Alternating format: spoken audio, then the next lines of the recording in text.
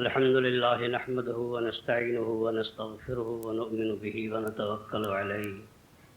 ونعوذ بالله من شرور أنفسنا ومن سيئات أعمالنا من يهده الله فلا مضل له ومن يضلله فلا هادي له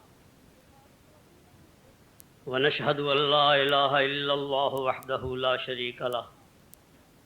لا ضد له ولا ند له ولا مثل له ولا مثال له ونشهد أن سيدنا وسندنا وحبيبنا وشفيعنا وكفيلنا ووكيلنا ومولانا محمدا عبده ورسوله صلى الله عليه وعلى آله وصحبه وسلم. اللهم صل على سيدنا محمد وعلى آل سيدنا ومولانا محمد صلاة تكون للنجاة وسيلة ولرفع الدرجات كفيلا.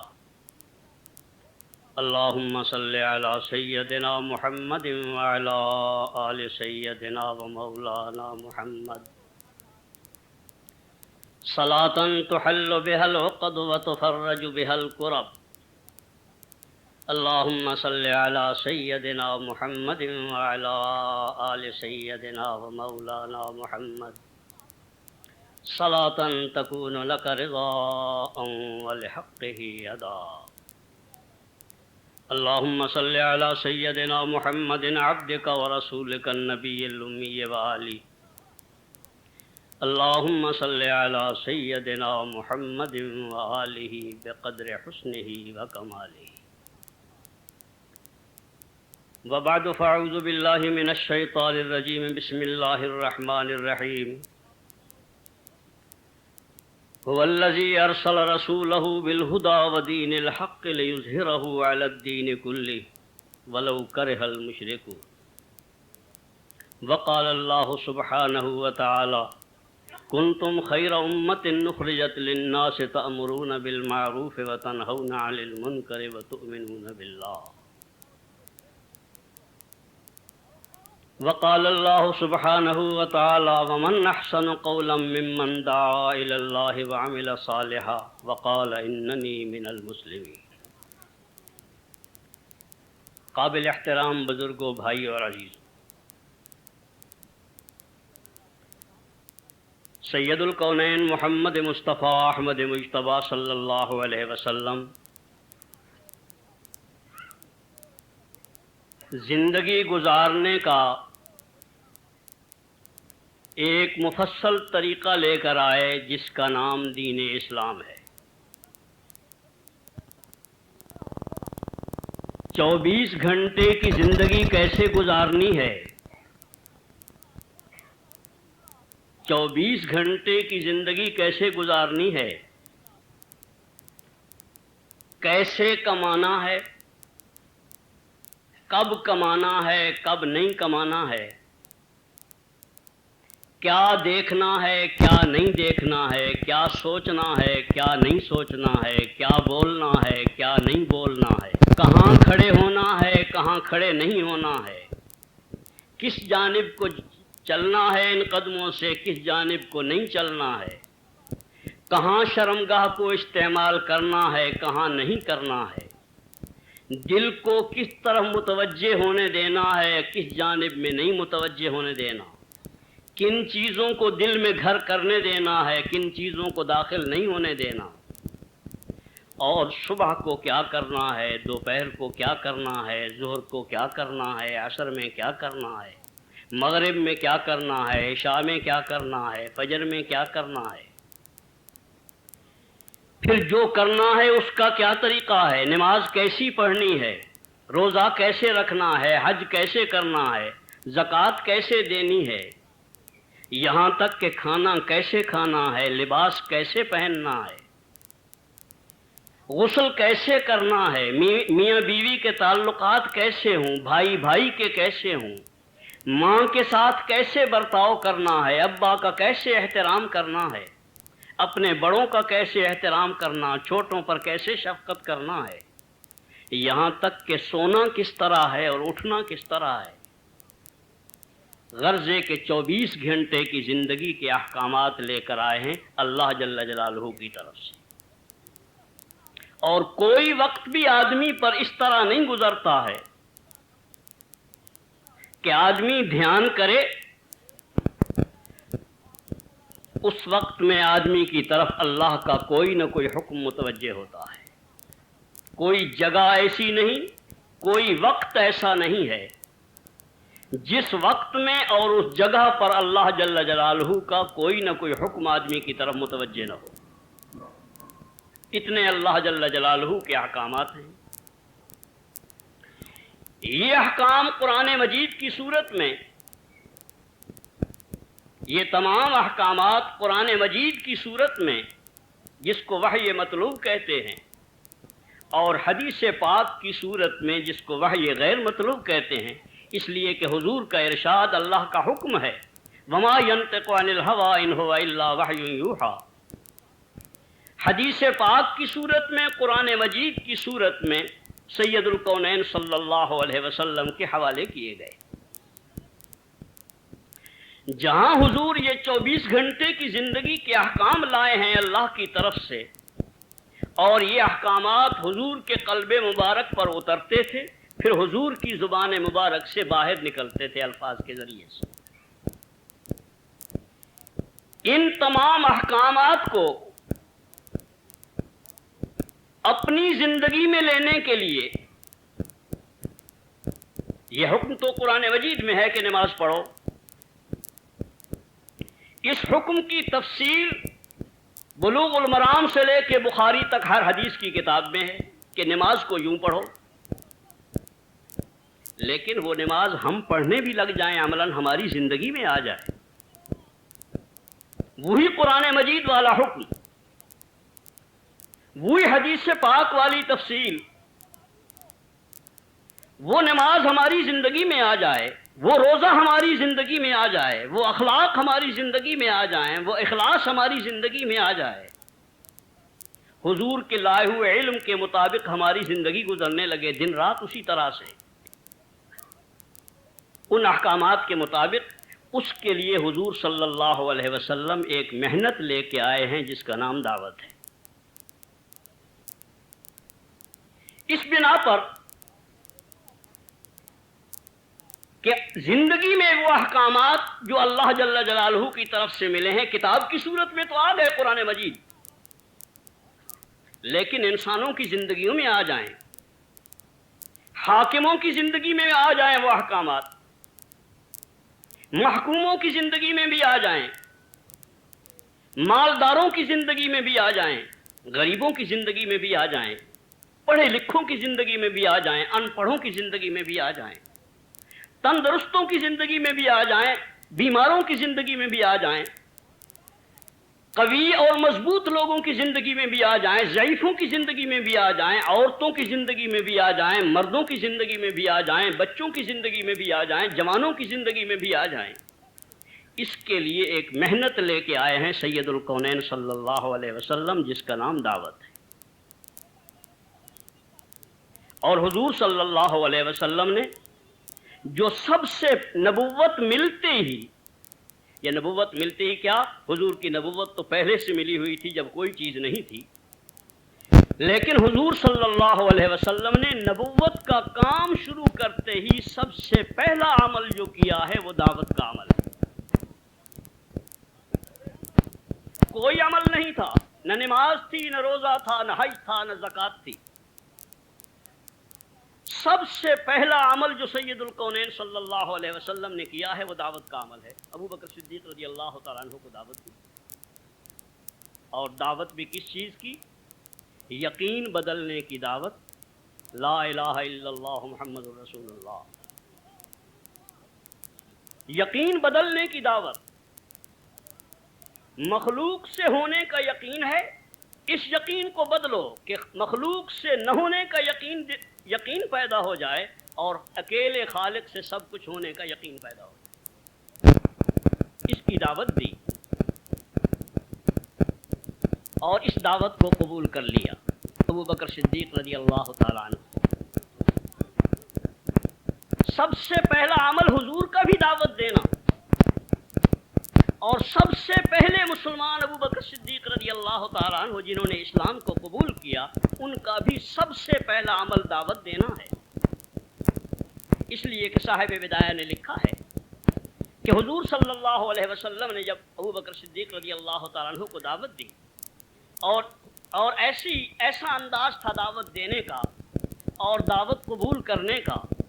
کہ خود حضور صلی اللہ علیہ وسلم کو آخر تک خوشی رہی۔ ایک موقع پر ارشاد فرمایا کہ میرے ابو بکر کے متعلق کبھی کچھ نہ کہیو، میرے ابو بکر کے متعلق کبھی کوئی الفاظ نہ کہیو، خیال رکھیو میرے ابو بکر کا، اس لیے کہ میں نے تمہیں دعوت دی، تم نے استخارے کیے، مشورے کیے، سوچا سمجھا۔ ایک صدیق میرا ایسا ہے ابو بکر کہ میری دعوت کے الفاظ کا آخری حرف ختم ہوا اور ان کی شہادت کا پہلا حرف شروع ہوا ہے، درمیان میں فصل نہیں ہے۔ میری دعوت کا آخری حرف ختم ہوا، درمیان میں وقفہ نہیں ہے کہ کچھ سوچا ہو کہ قبول کرنا ہے یا نہیں، زندگی بدلنی ہے، مخلوق سے خالق کی طرف رخ پھیرنا ہے، زندگی ساری اور طرف ہو جائے گی، ساری زندگی کا رخ بدلنا ہے۔ اور پورے ملک کے حجاز کا سب سے بڑا آدمی، سب سے زیادہ فہیم آدمی ابو بکر صدیق رضی اللہ تعالیٰ عنہ، اسلام لانے سے پہلے ابو بکر صدیق رضی اللہ تعالیٰ عنہ کی حیثیت کا انداز یوں ہوتا ہے، قبائلی نظام تھا، ایک قبیلے جب کوئی جھگڑا ہوتا تھا تو قبائلی نظام میں جرگے ہوتے، ایک جرگہ چند آدمیوں کا کہ کوئی جھگڑا ہو جائے تو یہ فیصلہ کر لے، اس نے فیصلہ کر دیا، فیصلہ ہو گیا مدعی کے حق میں، تو اس جرگے کے فیصلے کے خلاف اوپر کے جرگے میں اپیل ہو سکتی تھی، مدعا علیہ کو حق ہے کہ وہ اپیل کر لے۔ دوسرے جرگے نے فیصلہ کر دیا مدعا علیہ کے حق میں، مثال کے طور پر، تو مدعی کو پھر حق ہے کہ تیسرے جرگے میں اپیل کر دے۔ تیسرے جرگے کے فیصلے کے بعد پھر اپیل کا حق موجود ہے، اور وہ اپیل ہوتی تھی صدیق اکبر رضی اللہ تعالیٰ عنہ کے پاس۔ حضرت صدیق اکبر رضی اللہ تعالیٰ عنہ جب کسی کے حق میں فیصلہ، چاہے مدعی کے حق میں چاہے مدعا کے حق میں، لیکن ابو بکر صدیق رضی اللہ تعالیٰ عنہ کا جب فیصلہ ہو جاتا تھا تو گویا سپریم کورٹ کے چیف جسٹس کا فیصلہ ہے، اس کی اپیل آگے کہیں نہیں ہو سکتی۔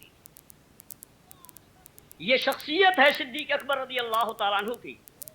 اس قسم کے لوگوں میں سے ہیں جو بہت بلند فہم رکھتے ہیں، سوچنے سمجھنے کی آخری درجے کی انسانی صلاحیتیں رکھتے ہیں، لیکن ایک منٹ کے لیے بھی نہیں سوچا ہے۔ سید الکونین صلی اللہ علیہ وسلم کی دعوت کے بعد فرماتے ہیں کہ میرا آخری حرف ختم ہوا اور ابو بکر کا پہلا حرف اشہد ان لا الہ الا اللہ واشہد ان محمدًا عبدہ ورسولہ شروع ہو گیا۔ دعوت قبول کر لی۔ اس دعوت کے قبول کرنے کے بعد پہلا امتی صدیق اکبر، جیسے حضور کا پہلا عمل دعوت ہے، ایسے صدیق اکبر رضی اللہ تعالیٰ عنہ کا پہلا عمل بھی دعوت ہے۔ صبح کو دعوت قبول کی، اسلام لائے اور سارا دن پھرے، اس کے پاس جاؤ، اس کے پاس جاؤ، چار بیٹھے ہیں ان کے پاس جاؤ، دکانداروں کے پاس جاؤ، تاجروں کے پاس جاؤ، مالداروں کے پاس جاؤ، جو ملا، جو جہاں ملا، دکان پر ملا، گھر میں ملا، چوراہے پر ملا، گلی میں ملا، سارا دن جو حضور نے دعوت دی تھی وہی دعوت کا عمل صدیق اکبر رضی اللہ تعالیٰ عنہ نے شروع کیا۔ اور شام کو جب تشریف لائے ہیں تو آ کر سید الکونین صلی اللہ علیہ وسلم سے عرض کیا کہ یا رسول اللہ، جو آپ نے صبح کو مجھے پڑھایا تھا میں ان 6 آدمیوں کو پڑھا کے لے آیا، اور یہ 6 آدمی عشرہ مبشرہ میں سے ہیں، عثمان جیسے اور عبد الرحمن ابن عوف جیسے لوگ ہیں رضی اللہ تعالیٰ عنہ۔ سب سے پہلا نبی کا عمل بھی دعوت، سب سے پہلے اس امت کے امتی کا عمل بھی دعوت، اور اس دعوت کے عمل کو سید الکونین صلی اللہ علیہ وسلم نے نبوت کا کام سنبھالتے ہی جو شروع کیا ہے، تو آخر دم تک جب بالکل آخری وقت تھا اس وقت بھی حضور یہی عمل کر رہے تھے، پورے 23 سال کی زندگی از اول تا آخر نماز کسی وقت ہے کسی وقت نہیں ہے، روزہ کسی وقت ہے کسی وقت نہیں ہے، حج کسی وقت ہے کسی وقت نہیں ہے، زکوٰۃ کسی وقت ہے کسی وقت نہیں ہے، پہلے نہیں تھا پھر آ گیا ہو،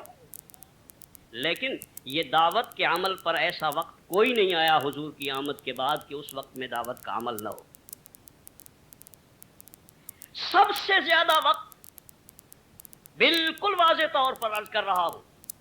ایک مرتبہ نہیں 1,00,000 مرتبہ قسم اٹھا کے کہا جا سکتا ہے کہ سید الکونین صلی اللہ علیہ وسلم کا سب سے زیادہ وقت جس عمل پر لگا ہے 23 سال کی زندگی میں وہ دعوت کا عمل ہے،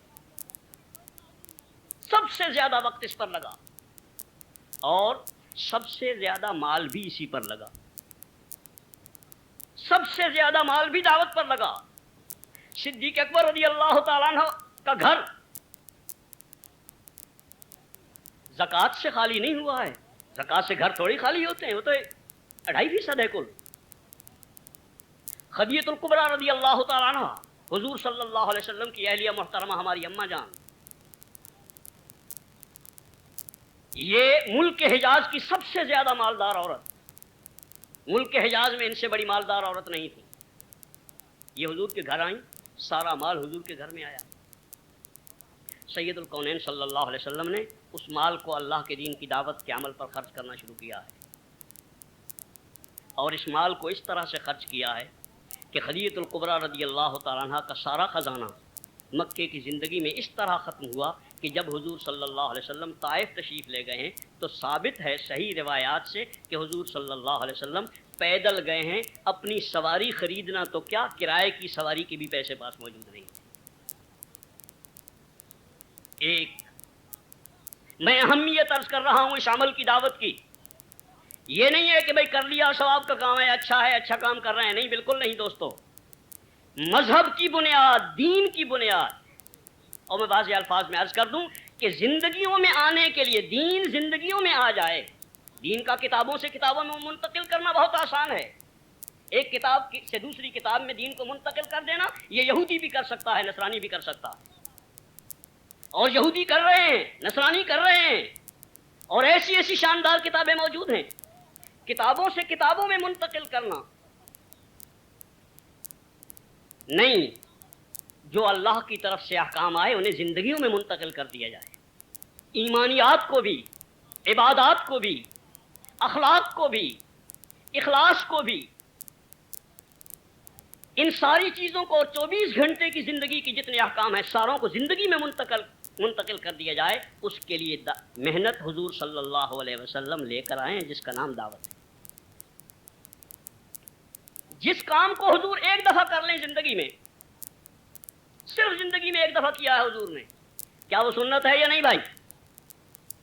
کیوں بھائی؟ ہے نا، جس کو ایک دفعہ زندگی میں کیا ہے اور جس کو حضور نے زندگی بھر کیا ہو، زندگی بھر کیا ہو، اور سب سے زیادہ وقت حضور کا اسی پر لگا، بلکہ یوں کہا جا سکتا ہے کہ حضور کا مقصد حیات تو دین کی دعوت تھی اور طریقہ حیات باقی سارا دین ہے۔ مقصد حیات حضور کا دین کی دعوت دینا ہے۔ اس بنا پر ہم یہ کہتے ہیں کہ جو ہمارے نبی کا مقصد حیات، ہمارا مقصد حیات وہی نہیں ہونا چاہیے بھائی۔ امام کی نیت ہے 2 رکعت نماز فرض جمعہ کی، مقتدی کی نیت کیا ہونی چاہیے؟ وہی جو امام کی ہے۔ اگر جو امام کی نیت ہے وہی نیت ہے تو یہ نمازی ہے، یہ نمازی ہے، یہ اس امام کا مقتدی ہے، اور اگر اس کی نیت وہ نہیں ہے جو امام کی نیت ہے تو نہ یہ نمازی ہے نہ اس امام کا مقتدی ہے، نہ یہ نمازی ہے نہ اس امت کا مقتدی ہے۔ اسی بنا پر حضور صلی اللہ علیہ وسلم نے ایک موقع پر ایک قبیلے کے متعلق خبر ملی کہ اس قبیلے کے کچھ لوگ ایسے ہیں کہ جن کو دین کی بات ضروری چیزیں نہیں آتی ہیں۔ قبیلے کو جمع کیا، سارے قبیلے کو جمع کیا اور جمع کر کے ارشاد فرمایا کہ دیکھو جو تم میں سے لوگوں کو کیا ہو گیا ہے، ما بال اقوام سے خطاب کیا، لوگوں کو کیا ہو گیا کہ جو ان میں سے جاننے والے ہیں وہ نہ جاننے والوں کو پڑھاتے نہیں ہیں، اور جو نہیں جاننے والے وہ اپنے جاننے والوں سے آ کے سیکھتے نہیں ہیں۔ یہ کام کرو، جاننے والے سیکھے ہوئے لوگوں کو سکھاؤ، اور نہ سیکھے ہوئے آؤ سیکھنے کے لیے، ورنہ میں اللہ سے کہہ کر تمہیں عذاب میں مبتلا کراؤں گا، عذاب میں مبتلا کراؤں گا۔ اتنے شدید ہیں سید الکونین صلی اللہ علیہ وسلم اس معاملے میں۔ یہ دعوت کا عمل کی ضرورت اور اہمیت پر عرض کر رہا ہوں کہ دعوت کا عمل کتنا ضروری ہے۔ دوسرے موقع پر حضور نے ارشاد فرمایا کہ میری امت کی مثال ایسی ہے جیسے ایک کشتی کے دو حصے، ایک نیچے کا ایک اوپر کا۔ نیچے والے، نیچے سے پانی میٹھے میں چل رہا، دریا میٹھے پانی میں چل رہا ہے، دریا میٹھے پانی کا تھا، سمندر اس میں جہاز اس میں چل رہا ہے۔ تو ان کو یہ خیال آیا کہ اوپر جا کے جو پانی لانا ہے، نیچے دریا میٹھا ہے، اس میں سے پانی لے لے، اور پانی لینے کے لیے سوراخ کرنے لگے، پانی لینے کے لیے سوراخ کرنے لگے اور اپنے حصے میں سوراخ کرنے لگے۔ اوپر والے دیکھ رہے ہیں کہ نیچے والے سوراخ کر رہے ہیں، لیکن اوپر والے اپنی گدی چھوڑ کے نیچے اترنے کو تیار نہیں، انہیں فرصت نہیں ہے، ان کا آرام اور راحت یا ان کی پوزیشن اس کی اجازت نہیں دیتی کہ وہ نیچے اتر کے آ کے ان کی منت کریں یا ان کو سمجھائیں۔ اوپر بیٹھے ہوئے دیکھ رہے ہیں، اگر انہوں نے سوراخ کر لیا، ان کے سوراخ کرنے کے بعد جب پانی اندر آئے گا تو یہ صرف نیچے والے ڈوبیں گے یا اوپر والے بھی ساتھ ڈوبیں گے؟ یہ سید الکونین صلی اللہ علیہ وسلم کی دی ہوئی مثال ہے، اور میں اس بنا پر کہہ رہا ہوں کہ اس وقت میں ایک بات یہ بھی کہی جاتی ہے کہ ہر ایک نے یہ اپنی اپنی قبر میں جانا ہے۔ اپنی اپنی قبر نہیں ہے، تم سب کی قبر حضور نے ایک ہی بنائی ہے۔ نیچے والوں کی غلطی کی بنا پر، نیچے والوں کی نادانی کی بنا پر، سوراخ کرنے کی بنا پر جب پانی اندر آئے گا تو نیچے والوں کو بھی ڈبوئے گا اور اوپر والوں کو ساتھ لے کے ڈوبیں گے وہ، اس لیے کہ نیچے والے غلطی کرنے کے مجرم ہیں اور اوپر والے ان کو نہ روکنے کے مجرم ہیں۔ یہ بھی مجرم ہے، وہ بھی مجرم ہے، یہ بھی مجرم ہے، وہ بھی مجرم ہے۔ لیکن اگر انہوں نے کوشش کی، سعی کی، ان کے اوپر سے نیچے اتر آئے، اپنی جگہ چھوڑ دی، اپنی راحت چھوڑ دی، نیچے اترنے کی تکلیف گوارا کر لی،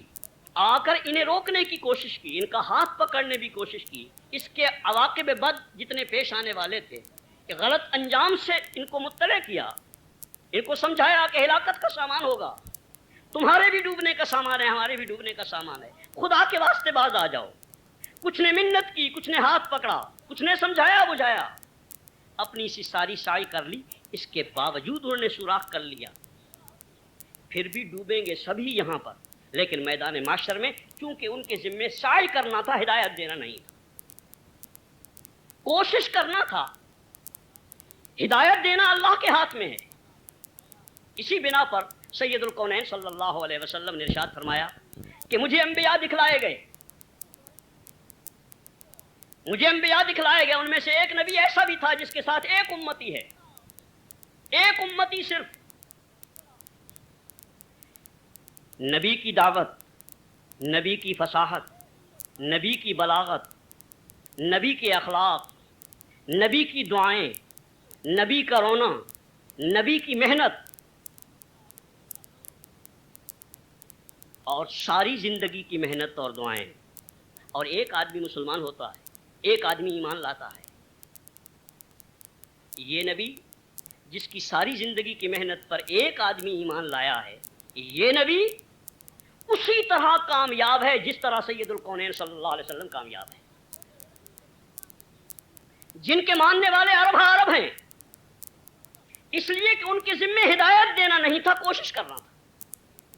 اگر کوشش کرنے میں انتہا کر دی ہے، جتنی کوشش کرنی چاہیے تھی وہ مقدار پوری ہو گئی، ضابطے کی کارروائی نہیں، وما علینا الا البلاغ،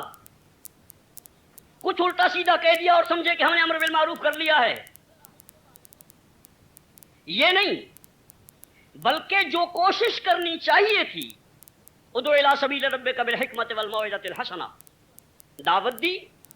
غلط سے روکنے کے لیے طریقہ وہی استعمال کیا جو محمد الرسول اللہ صلی اللہ علیہ وسلم کا تھا۔ غلط طریقہ استعمال کیا تو وہ دعوت نہیں دی گئی، کوشش نہیں ہوئی، نامقبول کوشش ہوئی، مردود کوشش ہوئی ہے۔ حضور کے سامنے مسجد نبوی کے اندر، مسجد نبوی میں ایک آدمی کھڑے ہو کر پیشاب کرنا شروع کر دیا، اس نے صحابہ نے دیکھا تو خون کھول گیا۔ مسجد نبوی میں کوئی آدمی کھڑے ہو کر پیشاب کر رہا ہو تو اس وقت کا ہم جیسا گیا گزرا مسلمان سے بھی برداشت نہیں ہوتا۔ صحابہ کا کیا حال ہوگا جو جن کے دل میں حضور کی مسجد کا احترام اتنا تھا جیسے ہونا چاہیے۔ فوراً اٹھے، جب اٹھنے لگے حضور نے کہا کہ بیٹھ جاؤ، بیٹھ جاؤ، پیشاب کر لینے دو، تکلیف ہو جائے گی۔ رک گئے۔ جب وہ پیشاب کر چکا اس کے بعد حضور صلی اللہ علیہ وسلم نے آدمی بھیجے اور جا کر کہا کہ محبت پیار سے بلا کے لے آؤ، مجرموں کی طرح پکڑ کر مت لاؤ، محبت پیار سے بلا کے لے آؤ۔ بلوایا، وہ حاضر ہوا اور سید الکونین صلی اللہ علیہ وسلم نے نہایت محبت آمیز لہجہ میں، جیسے ایک شفیق، مثال ہی نہیں دی جا سکتی، کوئی کائنات میں ہے نہیں، یہ نہیں کہا جا سکتا کہ جیسے ایک شفیق باپ اپنے بیٹے کو کوئی بات سمجھانے لگتا ہے، اس لیے کہ حضور سے زیادہ شفیق باپ ہے ہی نہیں کائنات میں۔ نہایت شفقت کے ساتھ، نہایت محبت بھرے انداز کے ساتھ اسے سمجھایا کہ یہ عبادت کی جگہ ہے، یہ مسجدیں ہیں، یہ عبادت کی جگہ ہیں، یہ پیشاب کرنے کی جگہ نہیں ہے، یہ پاک جگہ ہیں۔ مجھے گالی تک نہیں دی، مجھے مارا نہیں ہے، مجھے کوئی بوجھل لفظ نہیں کہا، کوئی سخت الفاظ نہیں کہے، نہایت محبت کے ساتھ مجھے سمجھایا ہے۔ ایسے اخلاق والا ہے رسول، ایمان لے۔ اور جب وہ کھڑا ہوتا تھا، جب کہتا تھا تو لوگ ایمان ہی ایمان لانے والے فوج در فوج ہو جاتے۔ میں اس بنا پر عرض کر رہا ہوں کہ کچھ الٹا سیدھا کہہ لینے کا نام دعوت نہیں ہے۔ دعوت میں طریقہ وہی ہوگا جو محمد رسول اللہ صلی اللہ علیہ وسلم نے اختیار فرمایا ہے۔ جیسے نماز کا وہی طریقہ ہوگا جو حضور نے بتایا ہے، روزے کا وہی طریقہ ہے جو حضور نے بتایا ہے، حج کا وہی طریقہ ہے جو حضور نے بتایا ہے۔ اگر حج کسی اور طریقے پر کیا جائے گا نہیں ہوگا، وہ حج نہیں شمار ہوگا۔ اگر دعوت کسی اور طریقے کی ہوگی تو کوئی اور چیز ہوگی، اس سے کوئی اور فریقہ کھڑا ہوگا، وہ نتائج نہیں نکلیں گے جو محمد رسول اللہ صلی اللہ علیہ وسلم کی دعوت سے نکلنے چاہیے۔ دعوت دینا اور حضور کے طریقہ پر دعوت دینا، یہ صحابہ میں حضور صلی اللہ علیہ وسلم، صحابہ نے حضور سے سیکھا کہ دعوت کیسی دینی چاہیے، اور اس کے لیے تفصیلات تو انشاءاللہ آپ کے سامنے آتی رہیں گی۔ اللہ جل جلالہ سے امید ہے مجھے کہ پیر کے دن تک آپ بھی جم کے رہیں گے اور ہم بھی جم کے رہیں گے انشاءاللہ۔ ایسا ہی ہوگا نا انشاءاللہ؟ ہاں، جم کے رہیں گے۔ اللہ جل جلالہ کہنے والوں کو صحیح کہنے کی توفیق عطا فرمائے اور سننے والوں کو سننے کا حق ادا کرنے کی توفیق دے۔ اگر سننے کا حق ادا کر دیا جائے تو اللہ جل جلالہ عمل کی توفیق عطا فرماتے ہیں۔ یہ جو علم ہے حضور والا، یہ دین جو سیکھا جاتا ہے، دین کا علم، وہ دعوت کی صورت میں ہو، بیان کی صورت میں ہو، حلقے کی صورت میں ہو، درس کی صورت میں ہو، کسی صورت میں بھی ہو۔ دوسرے علوم بیت الخلاء میں بیٹھ کر بھی سیکھے جا سکتے ہیں اور جنابت کی حالت میں بھی حاصل کیے جا سکتے ہیں، شاید جنابت کی حالت میں زیادہ اچھے طرح حاصل کیے جاتے ہیں، اس لیے کہ سنا ہے کہ یہ جادو کا جو علم ہے، جو احمق اس علم پر محنت کرتے ہیں ان کو سب سے زیادہ جنابت کی حالت میں رہنا مفید ہوتا ہے۔ جتنے بد علوم ہیں، غلیظ علوم ہیں، ان کے لیے جتنا کوئی غلیظ رہے گا اتنا زیادہ آئیں گے، لیکن سید الکونین صلی اللہ علیہ وسلم کا لایا ہوا علم یہ تو احترام سے آئے گا اور پاکیزگی سے آئے گا۔ طہارت سے آئے گا۔ ایک محدث جنہیں اللہ جل جلالہ نے اپنے علم حدیث میں دنیا بھر میں ممتاز مقام عطا فرمایا ہے، وہ یہ کہتے ہیں کہ میں نے کوئی حدیث بلا وضو نہ پڑھی ہے نہ سنی ہے، وضو کے ساتھ رہا، اس لیے کہ طہارت شرط ہے۔ یہ پاک علم ہے، پاکیزگی کی حالت میں آتا ہے، اور دوسرے علوم ناچتے ہوئے گاتے ہوئے بھی آ جاتے ہیں، لیکن یہ علم نہایت متانت، سنجیدگی اور یکسوئی کے ساتھ آتا ہے، یکسوئی کے بغیر نہیں آتا۔ امام مالک رحمۃ اللہ علیہ درس حدیث میں ہیں، حدیث پڑھا رہے ہیں، بچھو اچانک گھس گیا کرتے میں، کئی بار ڈسا ہے بچھو نے، لیکن نہ حدیث کا درس بند ہوا ہے نہ ان کے اندر کوئی حرکت ہوئی ہے، سب برداشت کیا ہے کہ حدیث کے احترام کے خلاف ہے نہ جلنا۔ جب کسی کی مرضی آئے اٹھ کے چلا جائے، جب کسی کی مرضی آئے آ جائے، کبھی ادھر لیٹا رہے کبھی ادھر ٹانگیں لمبی کر دے، یہ نبی کی بات کو توجہ سے سننے کا صورت نہیں ہے۔ ادھر باتیں کر لی ادھر باتیں کر لی، نہیں، بالکل نہیں۔ بات کرنے والے کی طرف رخ رکھو، یکسوئی اور احترام کے ساتھ سنو، اور اس نیت کے ساتھ سنو کہ کرنا ہے مجھے اسی طرح جیسے میں سنوں گا، تو اللہ جل جلالہ عمل کی توفیق بھی عطا فرماتے ہیں۔ بالاجمال اتنی بات اس وقت دعوت کے متعلق کہ حضور صلی اللہ علیہ وسلم نے اس محنت کو کیا، اس دعوت کی محنت کو، اور 100% خود کیا اور اپنے صحابہ سے 100% کرایا۔ ایک مسلمان بھی ایسا نہیں دکھلایا جا سکتا کہ جو مسلمان تو ہو لیکن دین کا داعی نہ ہو۔ 100% دعوت دینے والے ہیں، 100% اس محنت کو کرنے والے ہیں، اس کے نتیجے میں 100% انسانوں کے اندر وہ سارے احکام موجود ہیں جو سید کونین صلی اللہ علیہ وسلم لے کر آئے۔ سب میں ایمان موجود ہے، سب میں ایمان کی حقیقت موجود ہے۔ وہ ایمان جس کے متعلق قرآن مجید کہتا ہے، اللہ جل جلالہ نے فرمایا، یا ایھا الذین آمنوا آمنوا باللہ، اے ایمان والو ایمان لاؤ۔ وہ کون سا ایمان ہے؟ ایمان تو لا چکے، پھر ایمان والوں سے کہا جا رہا ہے کہ ایمان لاؤ۔ اس حقیقی ایمان کہ آدمی کا یقین مخلوق سے خالق کی طرف، مخلوق سے نہ ہونے کا یقین کامل ہو، اور اکیلے خالق سے سب کچھ ہونے کا یقین کامل ہو، اور اس کے دل کا یقین ہو، اس کے دل کا یقین ہو کہ کائنات سے نکلنے والی چیزوں سے کامیابی نہیں ملے گی، زندگی نہیں بنے گی۔ میری اولاد کی، میرے رشتہ داروں کی، میری قوم کی، میری برادری کی، ملک کی، اس امت مسلمہ کی، اور تمام انسانیت کی، ان کی زندگی کائنات سے نکلنے والی چیزوں سے نہیں بنے گی، پیٹرول سے، سونے سے اور باقی جتنی چیزیں نکل رہی ہیں ان سے زندگی نہیں بنے گی، بلکہ زندگی بننے کا واحد سبب سید الکونین محمد مصطفیٰ احمد مجتبیٰ صلی اللہ علیہ وسلم کے وجود اطہر سے نکلنے والے اعمال ہیں۔ اگر کسی کے پاس کھانے کو روٹی نہیں ہے، پہننے کو کپڑے نہیں ہیں، رہنے کو جگہ نہیں ہے، لیکن اس کے پاس سید الکونین صلی اللہ علیہ وسلم کے وجود اطہر سے نکلنے والے سارے اعمال موجود ہیں، اللہ کی قسم وہ یہاں بھی کامیاب ہوگا، وہاں بھی کامیاب ہوگا۔ اور جس کے پاس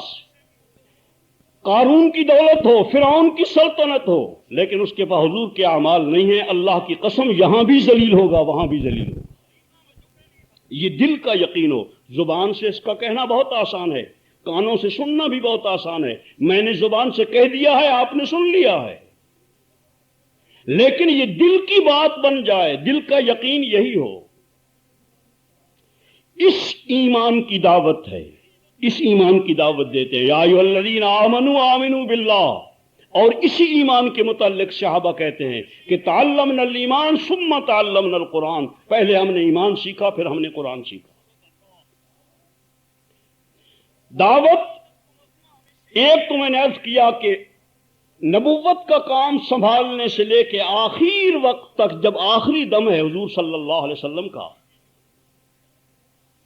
حضور کا جو سب سے آخری جملہ زبان مبارک سے نکلا ہے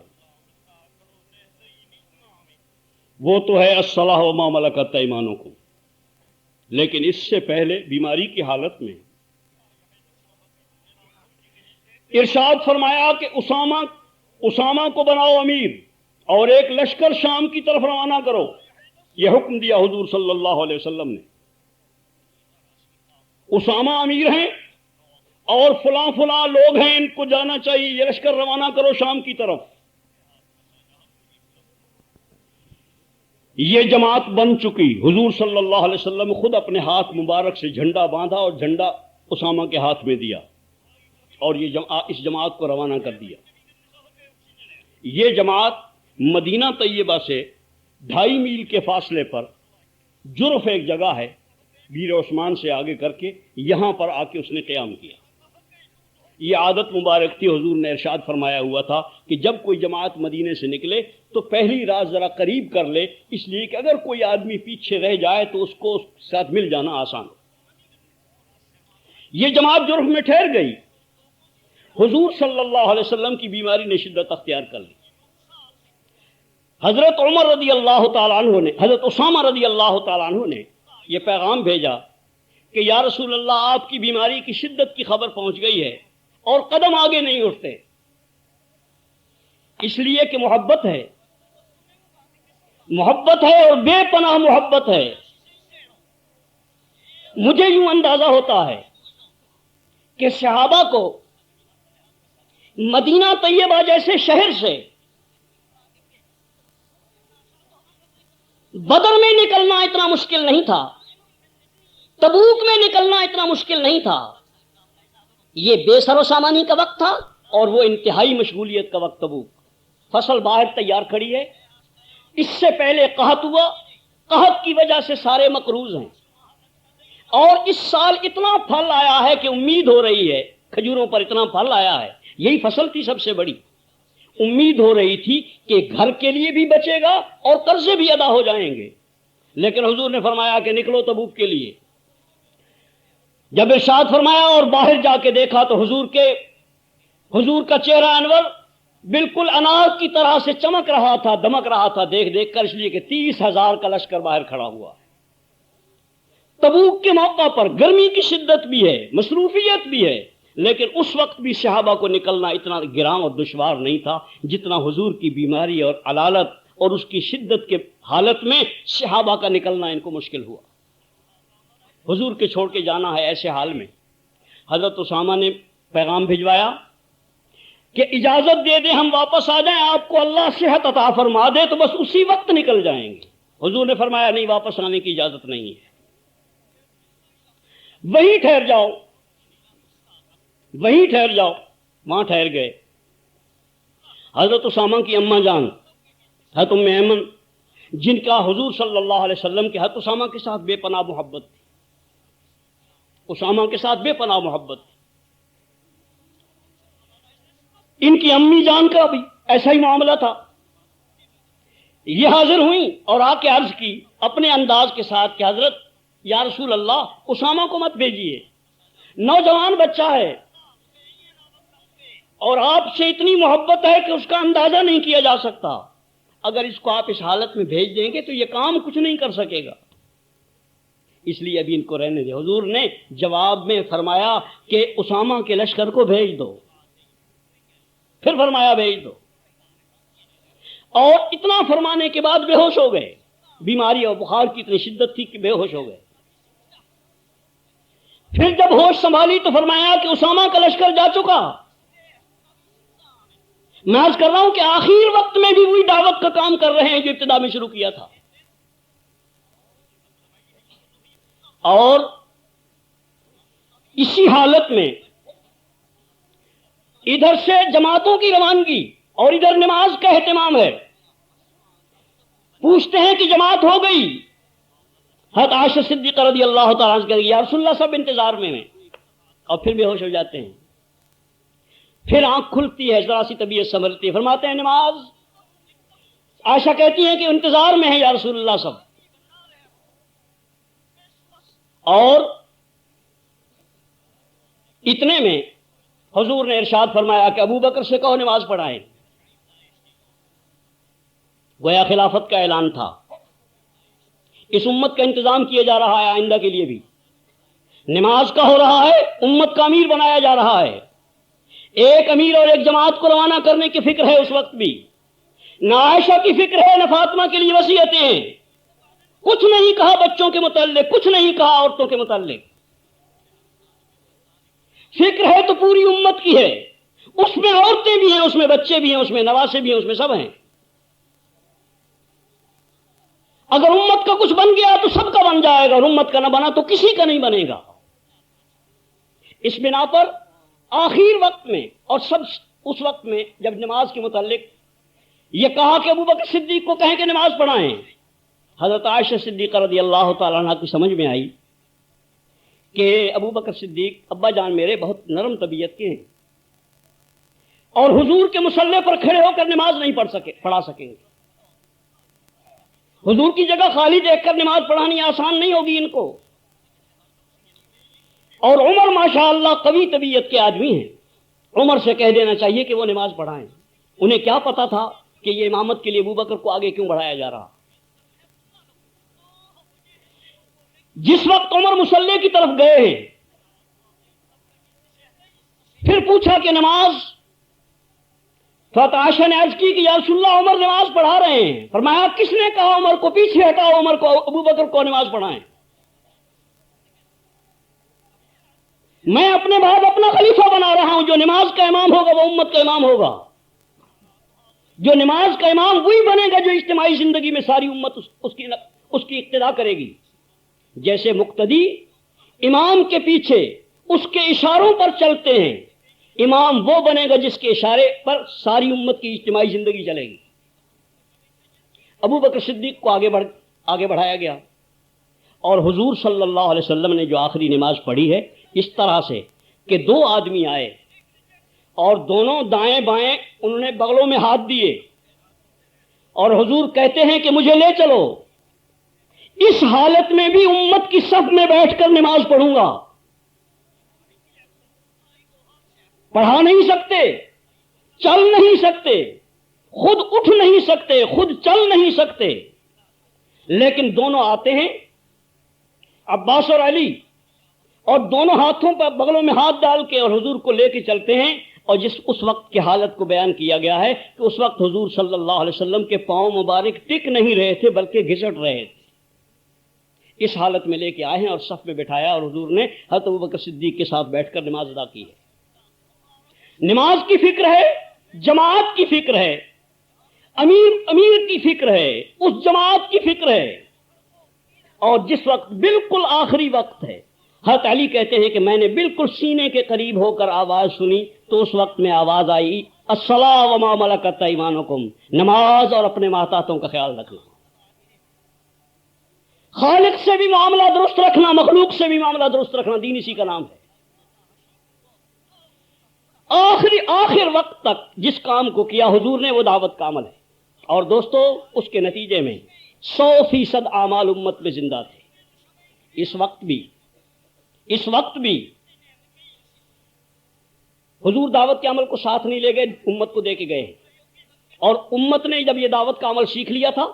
حضور کی تشریف بری کے وقت ہی جاتے ہی وہ نکلتے ہی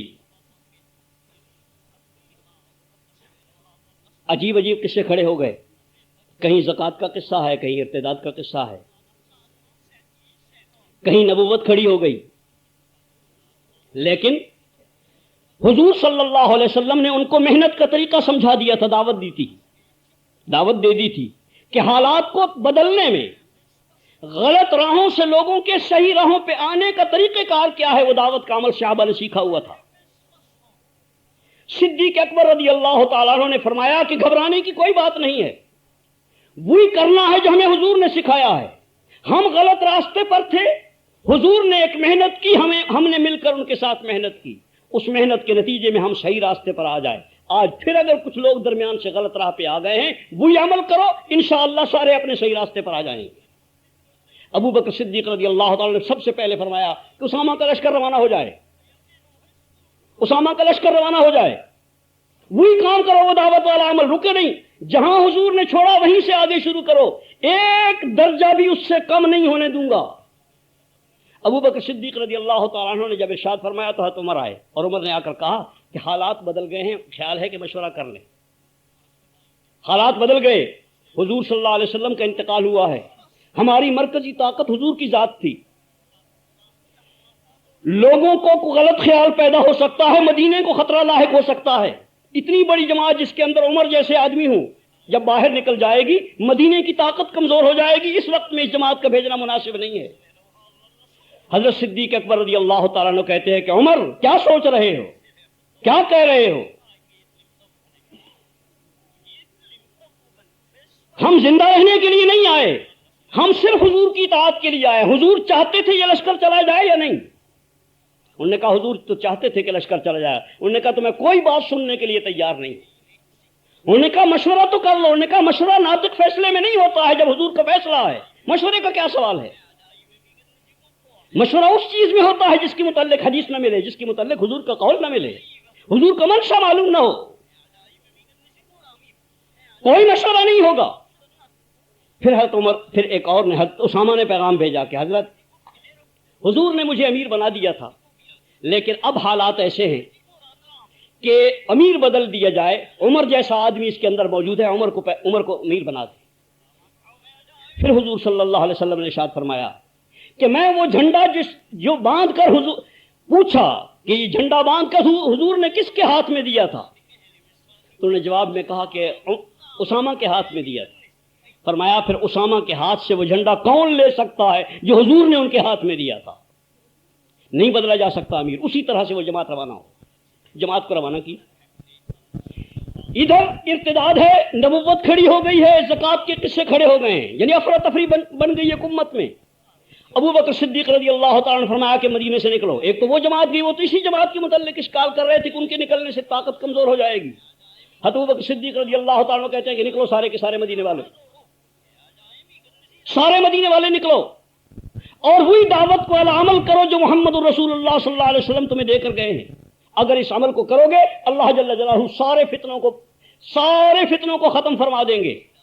سب غلط سوچنے والوں کو صحیح سوچنے والا بنا دیں گے، سب غلط کرنے والوں کو صحیح کرنے والا بنا دیں گے، انکار کرنے والوں کو اقرار کرنے والا بنا دیں گے۔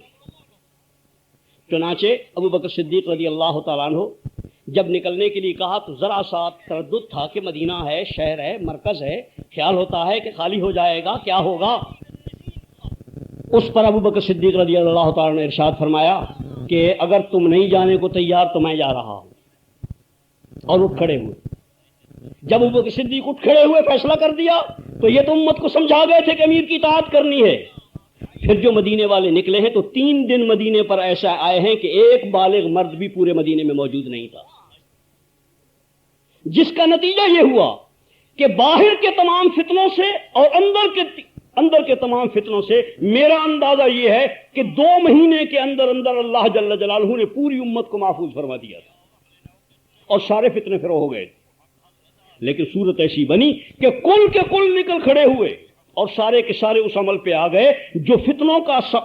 کا سدباب کرنے کا سب سے بڑا ذریعہ ہے، جو ہدایت پہ انسانوں کے آنے کا سامان ہے۔ اس وقت بھی دوستو ہم یہ کہتے ہیں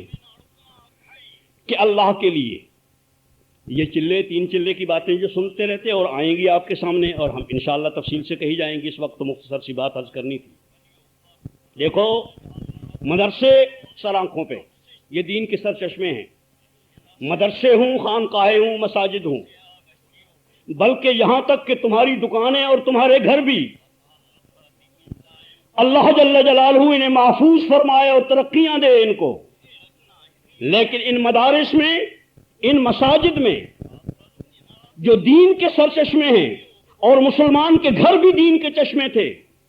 مسلمانوں کی دکانیں بھی دین کے سرچشمے ہیں، بشرطے کہ بنے، ان سارے چشموں میں پانی جس چشمے سے آتا ہے وہ پہلے جاری ہونا چاہیے، اور وہ دعوت کا عمل ہے. اگر وہ باقی رہا تو سارے چشموں سے پانی آئے گا، اگر وہ باقی نہ رہا، یہ چلے 3 چلے جو ہیں اور یہ دعوت کا عمل، دعوت کے عمل کو سیکھنے کے لیے یہ الف با ہے، یا یوں کہیے الف با میں اس کو 3 چلے کو نہ قرار دوں، بلکہ یہ 4 دن جو ہے نا ہمارے یہاں مجتمع ہو کے رہنے کے، یہ الف با ہے. اگر الف با ہماری درست رہی، الف با درست ہو جائے نا تو آگے سارا قرآن درست چلتا ہے، اور اگر الف با ہی غلط ہو تو آگے آدمی صحیح نہیں چلتا ہے.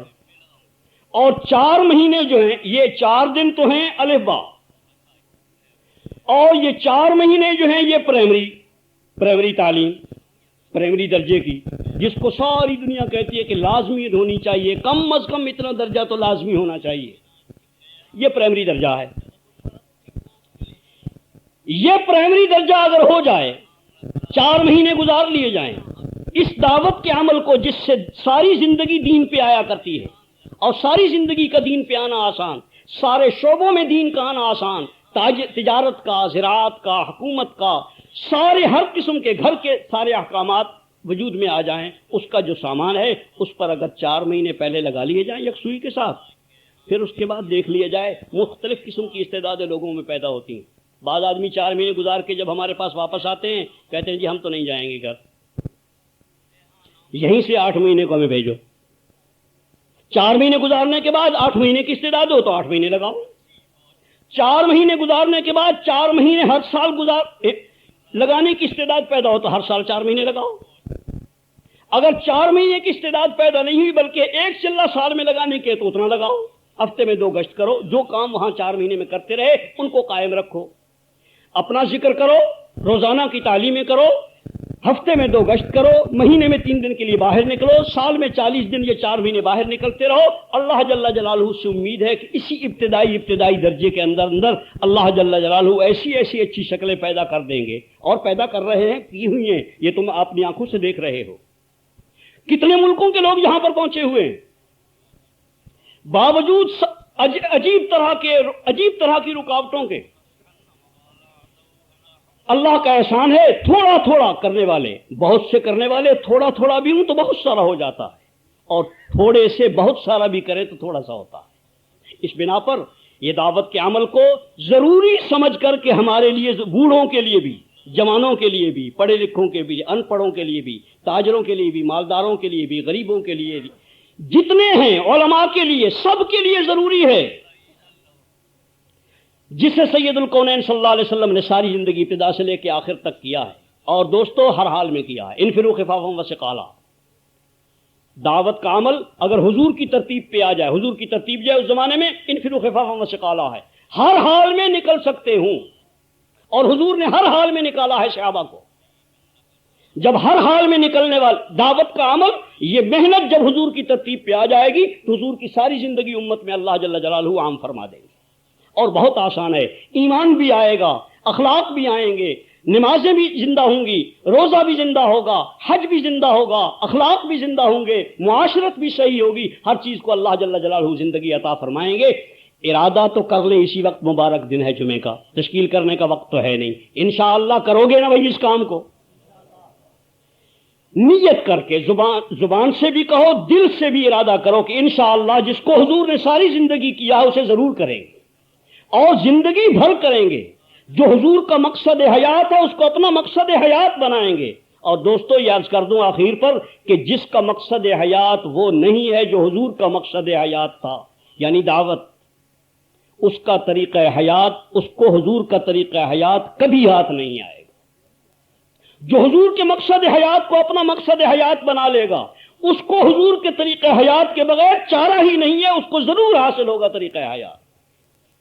اللہ جل جلالہ حضور کا طریقہ زندگی اس کے لیے اتنا آسان فرما دیں گے کہ اس کے بغیر اس کا چارہ ہی نہیں ہوگا۔ اللہ جل جلالہ آپ کو، مجھے اور امت مسلمہ کو توفیق عطا فرمائیں، اور یہ آپ کی اس آمد کو اور اس 4 دن کو اس طرح سے قبول فرمائیں کہ زندگی بھر خدا کے دین کی خاطر عالم میں پھرنے کی شکلیں پیدا فرما دیں۔